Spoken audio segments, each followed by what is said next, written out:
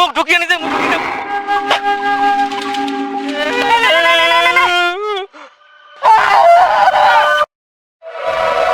সবাই তোমরা বাড়ির কাজগুলো বার করো, জমা দাও খাতাগুলা, ঠিক আছে?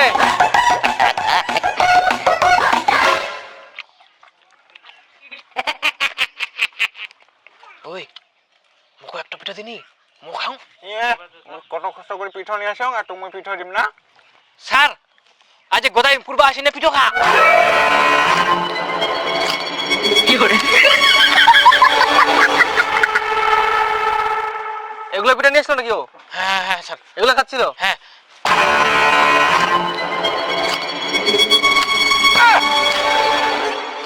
টাকা জল হবে কি রে? জল তো হ্যাঁ ঠিক আছে, এবার খাক আর মুখ দিবে না। কি করে ধর, পড়তে এসে এইভাবে কেউ খাবার নিয়ে আসবি না বলে দিলাম কিন্তু। ও একদিন জলে বোতলে নিয়ে এলো, সেই জন্য তো ওটাও খেয়ে নিলাম। খাওয়া দাওয়া কর।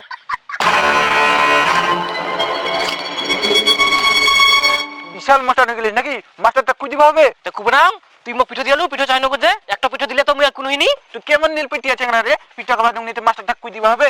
মুই কুইদিন তুই কোনোদিনও পিঠা খাবার বানাইস? কি কলু মুই পিঠো খাওয়া বলো না তো মুই কালকে আনি দেখাম পিঠা। হ্যাঁ আর মুইও দেখিম। হ্যাঁ দেখিস। হ্যাঁ নিজে পিঠা আনি না খাবার না আর মোর বেলা কুই দিবে। যাতা মাঠ থেকে গরুটা নিয়ে আয়। হ্যাঁ যাবে না মুই। যাওয়া লাস মানে এমন দিন না যা দাদারি। এই খালি মুখে কুবে নিজে যাবা পারিবা না। মা মা মুই পিঠা খাম, মুই পিঠা বানাই দে। তুই ফের কি এটা বাহানা ধরে আসিল? পালাইছ কি? না মুই পিঠা খাম, মুই পিঠা খাম। সবাই পিঠা খা, আমার পিঠা বানাই, মুই পিঠা খাম। পিঠা বানাই দিবি দে, সবাই পিঠা খা, পিঠা দিন মুই পিঠা খাম। পিঠা পিঠা বানাই দে। কি করলাম জামা পেন?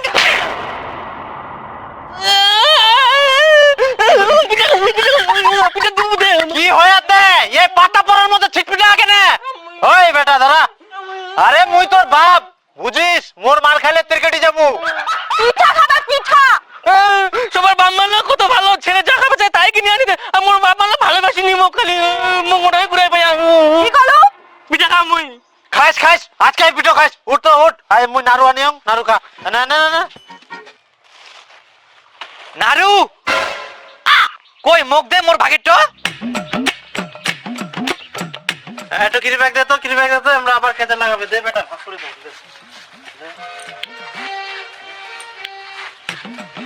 বস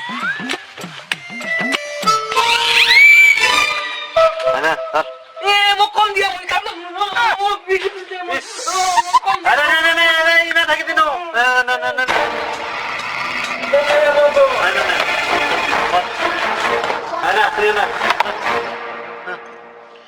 মুখ বে কম দিয়ে এখন ওকে পিটি দিয়ে।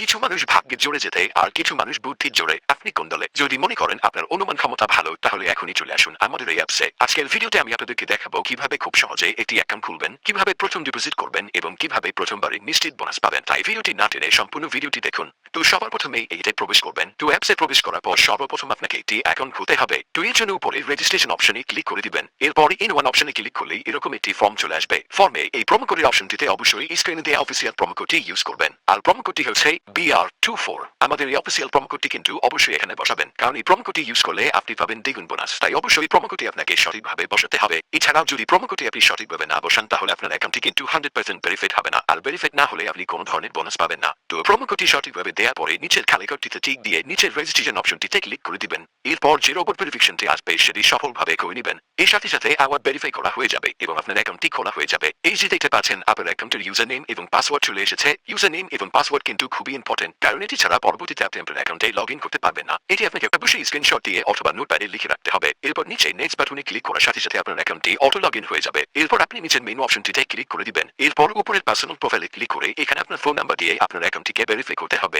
এই জন্য ফোন নাম্বারের পাশে এই লিংক অপশনটিতে ক্লিক করে দিতে হবে। এরপর এখানে আপনি আপনার রেগুলার পার্সোনাল ফোন নাম্বারটি দিয়ে দিবেন। এরপর নিচে সেন্ড অপশনে ক্লিক করলে আপনার নাম্বার একটি ভেরিফিকেশন কোড পাঠানো হবে। সেই কোডটি নিয়ে এখানে বসিয়ে দিবেন। এরপর নিচের অ্যাক্টিভ অপশনে ক্লিক করে দিবেন। তো এর সাথে সাথে দেখবেন আপনার ফোন নাম্বারের মাধ্যমে এই অ্যাকাউন্টটি ভেরিফাই করা হয়ে গেছে। এবার আমি আপনাদেরকে দেখাবো কিভাবে এই অ্যাকাউন্টে টাকা ঢুকাবেন। এর জন্য কিছুটা ব্যাগে চলে আসবেন। এরপর উপরে যে অপশনটি দেখতে পাচ্ছেন সেখানে ক্লিক করবেন। এরপর নিচের দিকে স্ক্রল করে দেখতে পারবেন টাকা ঢোকানোর অনেকগুলো মেথড রয়েছে। চাইলে আপনি সেই মেথডগুলোর মাধ্যমে টাকা ঢুকাতে পারবেন। তো আমি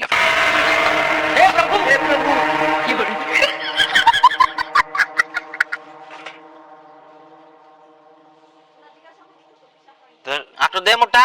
ঠিক আছে, দেখ সমান সমান। ঠিক আছে তে হ্যাঁ, তাও একটা আসি লয়। যাবে না ধর ধর ধর। এবার ভাইয়া দুজনে শান্তি। মুই পিঠা খাবা চাইনু কাটামেন কি আনি দিলে। খাইস রাক্ষস কুড়িকার সবলাই একদিনে খাবো নাকি? যা হ্যাঁ না, ধর তোর জন্য দুটো বাচ্চা। তা তোমরা নাও একটা।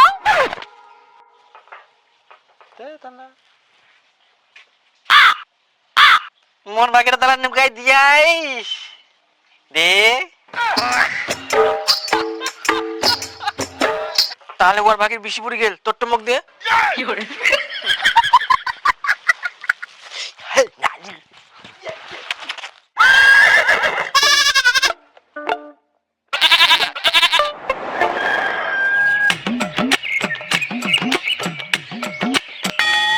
ওই তোমরা দুজন স্কুল যাবে না?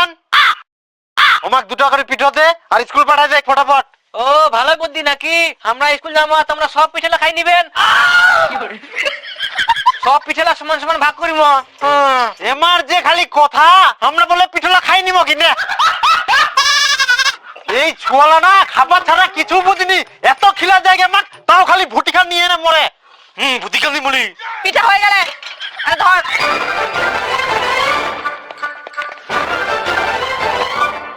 না বড় দে। ও মুখ ছোট দিয়া এবার বড় বড় হবে এটা।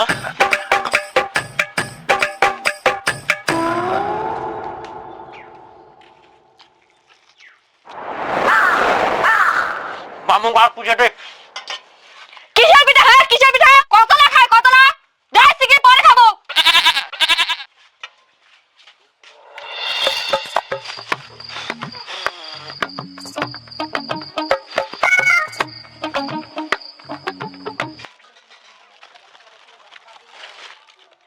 নিবানাং তোমার তো নাই মই তুই না মুখ থুবা দে পিঠলা মই ভালো করে থই দিম।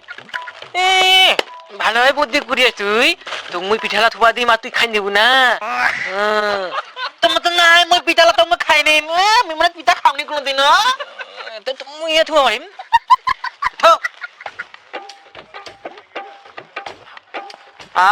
তোর যে বুদ্ধি, যদি তোর পিঠালা কুকুরে খাই না তা খাইস। তো ওগুলো ভাবি ভাবনা মোটি না বুদ্ধি দিছে। এই দেখ ঠকি গেল। যাও মুই গোদা এক দেখাং পিঠলা।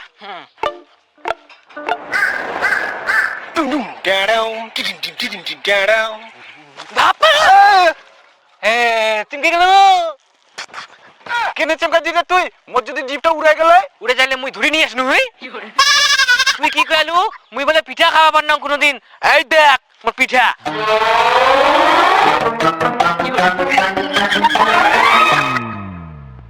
আরে তো তো সেই ব্যাপার রে, মুখ এখান দে। তুই মোক খাবার দিস নি আর তোক মুই খাবার দিম কুর নাকি? হ্যাঁ এই দেখ পিঠা। না পরে কোন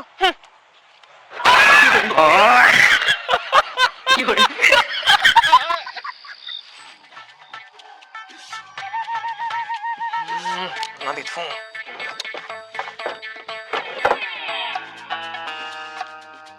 Nah, ini tuh lihat tata ini dah. Nah, ini tuh jamnya. Straight forward.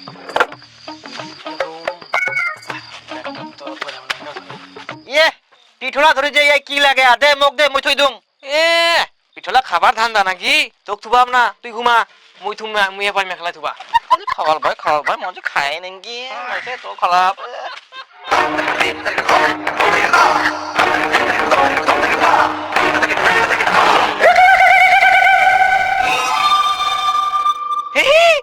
বুদ্ধি মুই পাই গেলুম।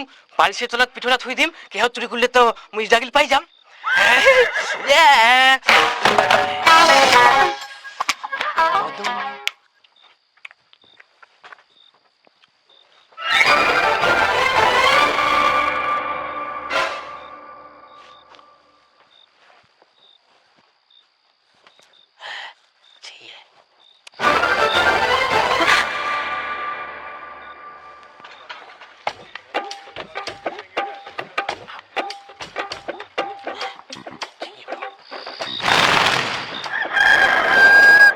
মন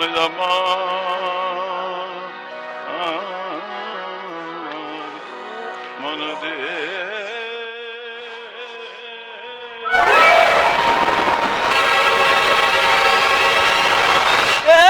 মোর পিঠে লাগে মোর বাপ পিঠলা মোর পিঠে লাগে খালি মোর পিঠে কই মোর পিঠলা নিয়ে মোর পিঠলা কই মোর পিঠলা কই নিয়ে কি হয় কি সকালবেলা এত কান্নাকাটি কিসের? সব সময় তোমার কাপড়কে লাগি থাকে না? মোর পিঠলা কই মোর পিঠো খাই নিয়ে মোর পিঠো খা মুই পিঠো আনি দে মোর পিঠো কই মই খাওনি কে ইয়া পিঠলা মই জানো না মই তো নিন্দা চিনো তে তুই পিঠা গিলা না খাইলে কে খাবে? কে না কে খায় কি মোক কোছে পিপড়া খায় মনে হচ্ছে পিঁপড়া খাবে না? অত বড় পিঠা পিঁপড়া খাবে পারে? সব সময় ওর সঙ্গে লাগি থাকিব তুই? বড় হয়ে তাও জ্ঞান বুদ্ধি নাই? কই দীপু বিপুল কই রে কোনা গেলেন ও মা তুই আসে কাছে ভালো আছিস ও ভালো আছেন? আইসো বসো নিয়ে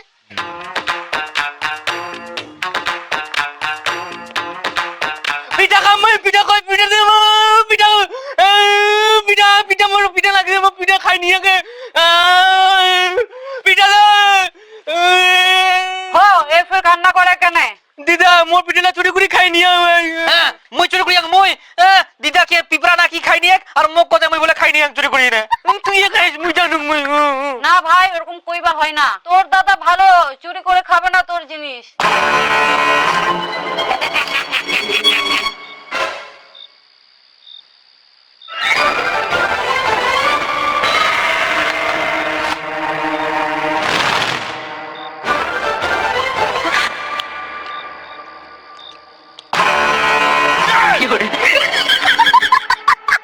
এই দেখো তোমার জন্য মুই কি নিয়ে আসু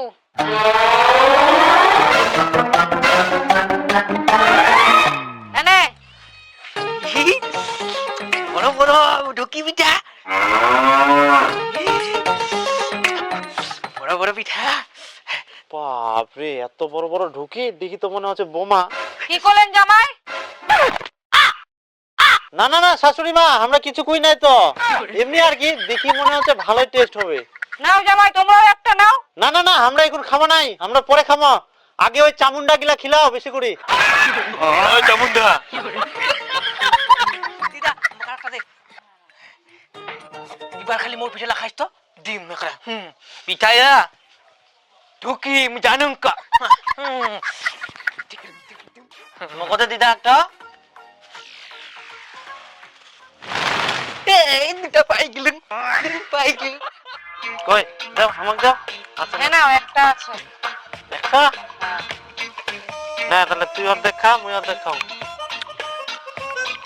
আরো হ্যাঁ দে মোর শেষ গেল মুইও নিম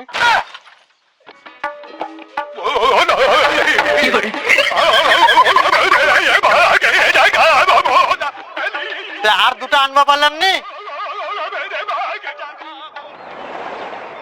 সারাদিন গরুর মতো কাজ করুক তারপরে কোনো সম্মান নাই আত্মীয় আসলে যে ভালো মন্দ আনবা হয় সেই গান আছে তোমার তোর মা তো কিছুই খায় না, না খায় খাসি, না খায় হাঁস, না খায় মুরগি, তাহলে আমি কি আনিম? কেন মাছ আনবা পারিস নি কথায় আছে না যার জন্য মন কান্দে ধান ভাগি ভাত আনদে আর যার জন্য মন কান্দে না চাল থাকি তো ভাত আনদে না আয়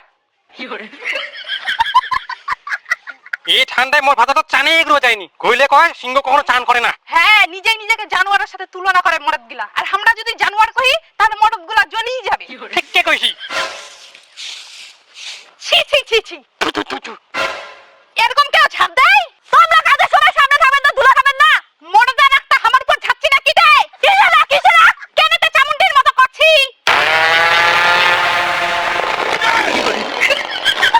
কই এবার পিঁপড়া খাবার নিজে পিঠাটা খাই না মোক মিথ্যা কথা কছে খাইনি যাং বাইরে সবাইকে দেখাই দেখাই খাম তোর এত বড় সাহস তুই বাচ্চা মনে গেল তোর ভাই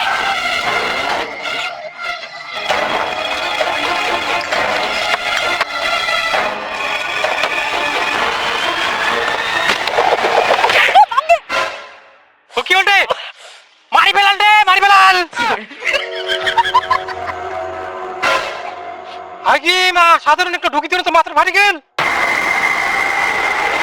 আর যারা কোনদিন মুখ উল্টা পাল্টা কথা না কর কই দিনো সাধারণ একটা ঢুকি সহ্য করতে পারিস না তাতে তোর মাথা ফাটি গেল আর একবার যদি মুখ কিছু কইস তখন ঢুকি দিয়ে না ইট দিয়ে ঢাকা পারিস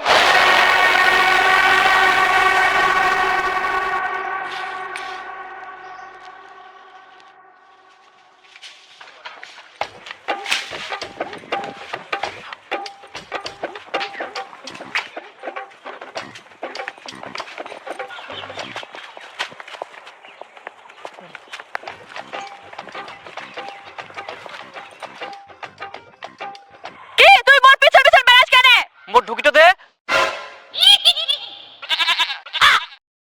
ঢুকি দি ওর কপাল ফাটা এখন কোন পাম তাহলে মই এখন কি খাম মোর মাথা না চাবা চাবা খা সব সময় খালি খাওয়া খাওয়া মুই ঢুকি খাম মুই ঢুকি আনে মুখ ঢুকি এই তো আবার শুরু করিস কাটাকাটি এখন আমার ঝামেলা করিবে ঢুকি আনি দে মুখ ঢুকি খাম মুখ ঢুকি দে মুখ ঢুকিলে দে মুখ ঢুকি দে ঢুকি খাম মুখ ঢুকি আনি দে বুঝে দে মুখ ঢুকি নিয়ে তোমার কি হয় মুখ ঢুকি পিঠা কই জামা কাপড় সব নোংরা করে ফেলাইছে ঢুকি পিঠা পাক আনি দে মুখ ঢুকি পিঠা আনি দে মুখ ঢুকি আনি দে ঢুকি খাম মুই এখন ঢুকি কোনা পাম মুই জানুং নি মুখ আনি দে মুখ ঢুকি আনি দে মুই ঢুকি খাম ঢুকি আনি দে ঢুকি ইস, এখন যে মুই কোনা পাম ঢুকি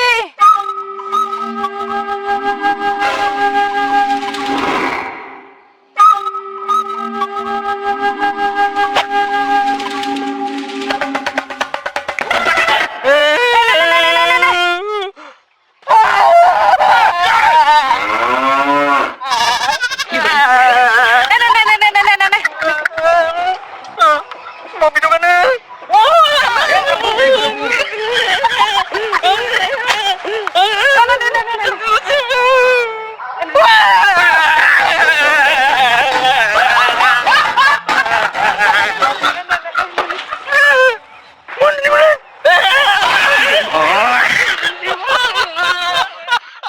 এখন বুঝে খেলা তুই সামলা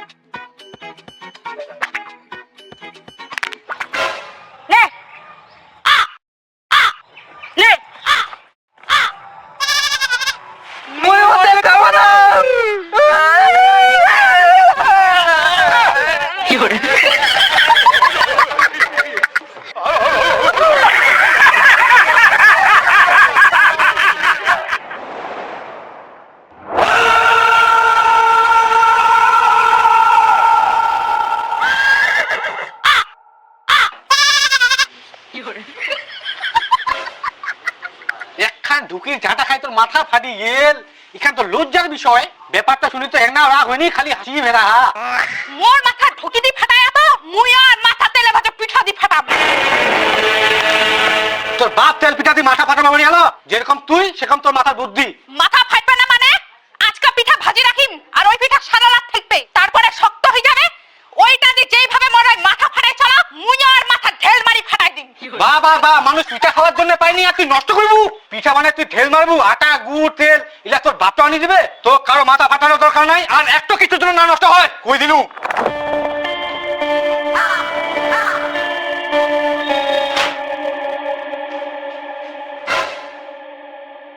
তুই তাহার পিঠা বানাই তো এত বড় সাহস আহা এই পিঠাটা আমি নষ্ট করবার জন্য বানাওনি তো খাওয়ার জন্য বানাও ও ও তাহলে ঠিক আছে, তার সঙ্গে বাঁধাকপি একটা ঘাটি করিস। ধান ভাঙা মিলটা দেখি আসনু ফাঁকা আছে, মুই তাতে এক বস্তা ধান ভাঙে নিয়ে আসুন। আচ্ছা ঠিক আছে, তাড়াতাড়ি আসেন।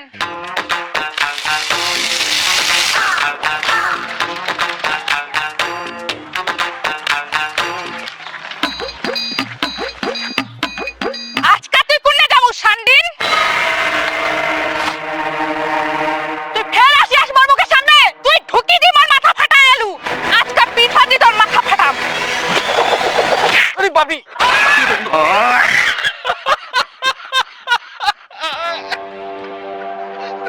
এই বাপ রক্ত হয়ে গেলে তো বারবার কোয়ার সাথে তুই পিঠোকে বাজি নষ্ট করে ধরিস, উল্টা ভাই মনে কবার ফাটালু। তোর মুই সারা তোর মুই এত বেশি ফাটাবো ধরা পাইলা পিঠোকে ধরিস হাতে হাতে করে ধরিস। Imagine a massive flying fortress, a colossal aircraft so enormous it could carry dozens of fighter planes beneath its wings, launching and recovering them mid-air like a floating aircraft carrier. It sounds like something straight out of science fiction or a lost chapter from a secret Cold War playbook. But for a brief, electrifying moment in history, engineers and visionaries actually tried to make this dream a reality.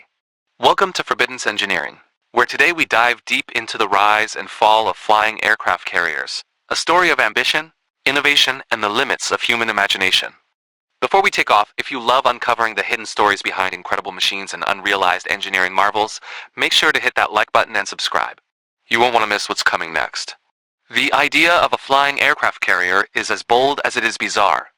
Picture a giant airborne base, cruising high above the battlefield, launching fighter jets to strike enemy targets or defend the skies, all without ever touching the ground. The concept first took shape in the early 20th century, when aviation was still in its infancy and the world was grappling with how to extend the reach of air power. Naval aircraft carriers had already revolutionized warfare at sea, but what if you could take that concept to the skies? What if the carrier itself could fly? The earliest serious attempts to build flying aircraft carriers came in the 1920s and 30s, when the US Navy and Army Air Corps began experimenting with airships massive, lighter-than-air dirigibles that could stay aloft for days or weeks.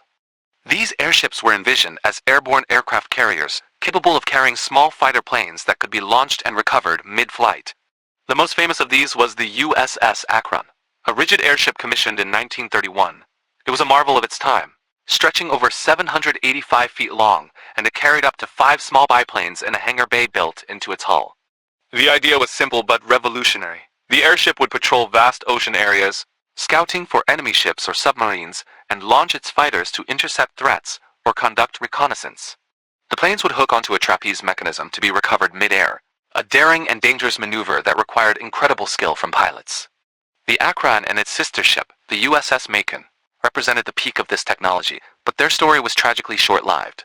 In 1933, the Akron crashed off the coast of New Jersey during a storm, killing 73 people, including some of the Navy's top aviators. The Macon met a similar fate in 1935, lost off the California coast after structural failure. These disasters, combined with the rapid advancement of heavier-than-air aircraft and the development of traditional aircraft carriers, spelled the end for the airship flying carrier concept. But the dream didn't die completely. Fast forward to the Cold War era, when the stakes were higher and the technology more advanced. The United States and the Soviet Union were locked in a tense arms race, pushing the boundaries of aerospace engineering. It was during this time that the idea of flying aircraft carriers took on a new life, this time as massive fixed-wing aircraft, designed to carry dozens of fighter jets and support aircraft. One of the most ambitious projects was the U.S. Navy's Convair X, FY Pogo, and Lockheed XFV Salmon Experimental Vertical Takeoff and Landing, or VTOL, fighters designed to operate from small platforms or even large ships. While not flying carriers themselves, these aircraft were part of a broader vision to extend air power in unconventional ways. The real flying aircraft carrier concept, however, was embodied in projects like the Lockheed CL-1201, a gigantic conceptual aircraft with an 1,100-foot wingspan designed to carry dozens of fighters and hundreds of troops. The CL-1201 was never built, but it represented the pinnacle of Cold War aerospace ambition. It was envisioned as a nuclear-powered flying fortress, capable of staying aloft for weeks, launching fighter jets, and delivering troops anywhere in the world within hours. The scale was staggering, nearly 6,000 tons, with enough space to carry an entire battalion of soldiers and their equipment. It was a flying city, a mobile base in the sky. So why don't we see these incredible machines in our skies today? Ultimately, the engineering challenges were just too great. The immense weight, the complexities of nuclear propulsion, and the sheer cost made these projects impractical. Plus, the development of long-range missiles and more efficient conventional aircraft made the need for a flying carrier less critical. The dream of the airborne aircraft carrier remains just that, a dream. But it stands as a powerful testament to human ingenuity and our endless desire to conquer the skies. So, why did this absolutely radical idea never actually get off the ground? Well, the answer is a tough mix of engineering, economics, and military strategy. First off, building an aircraft of that sheer size was a monster of a technical challenge. Imagine the stresses on the airframe alone. Then there's the incredible complexity of launching and recovering smaller fighter planes in turbulent air, thousands of feet up. And let's not even get started on the staggering cost, not just to build one, but to operate and maintain it.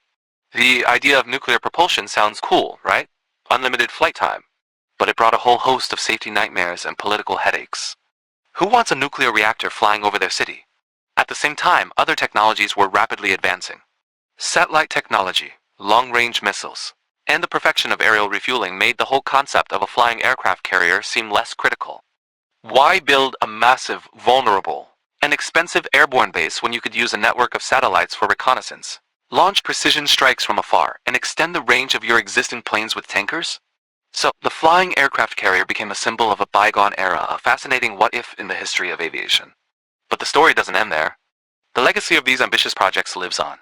The daring experiments with airships like the Akron and Macon taught us invaluable lessons about aerodynamics, materials science, and those tricky mid-air docking maneuvers.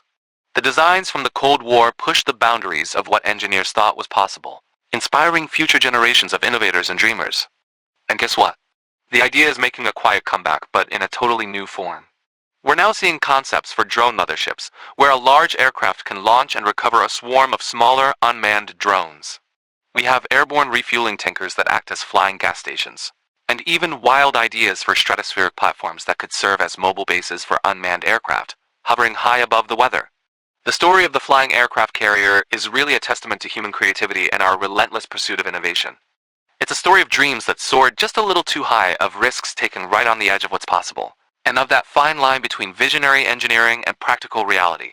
Here at Forbidden's Engineering, we absolutely love exploring these incredible stories, the machines that almost were, and the ideas that continue to inspire us. If you've enjoyed this journey into the skies, do me a favor and hit that like and subscribe button for more deep dives into the hidden history of engineering marvels. And now, I really want to hear from you. What do you think about the flying aircraft carrier concept? With today's technology, drones, AI, advanced materials, could it ever make a real comeback? Or is it destined to remain a fascinating footnote in aviation history? Drop your thoughts and theories in the comments below. If you found this story as captivating as I did, please share it with any friends who love incredible engineering tales. Thanks for watching Forbidden's Engineering. Until next time, keep looking up, because sometimes the sky holds the wildest dreams of all.